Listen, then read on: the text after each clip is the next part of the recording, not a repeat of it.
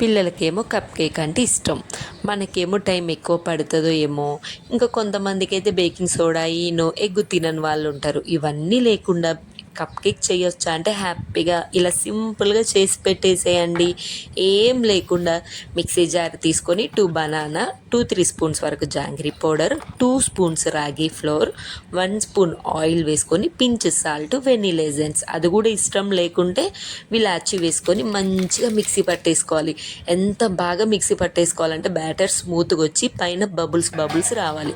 అప్పుడు మనకి Eno baking soda ఏం లేకుండా పొంగుతుంది. ఈనో బేకింగ్ సోడా వేస్తే బాగా పొంగుతుంది, వేయకుంటే పొంగదు. అంతే తప్ప టేస్ట్ మాత్రం సేమ్. సో ఇంకా నేను మామూలుగా మౌల్స్ లేకుండా ఇలా కప్లో కొంచెం ఆయిల్ గ్రీస్ చేసి బ్యాటర్ వేసుకొని కొన్ని కిస్మిస్లు, ఒక చాక్లెట్ వేసుకొని 20 మినిట్స్ వాటర్లో నేను బేక్ చేసుకున్నాను. సాల్ట్లోనైనా చేసుకోవచ్చు. టేస్ట్ మాత్రం సూపర్. పిల్లలు బాగా ఎంజాయ్ చేస్తారు.